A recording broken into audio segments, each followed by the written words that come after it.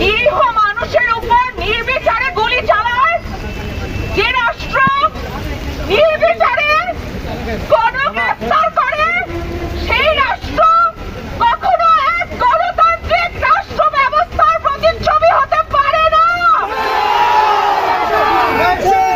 গায়ে লাগায় নাও, এটা থামবে না এত সহজে, বলুন।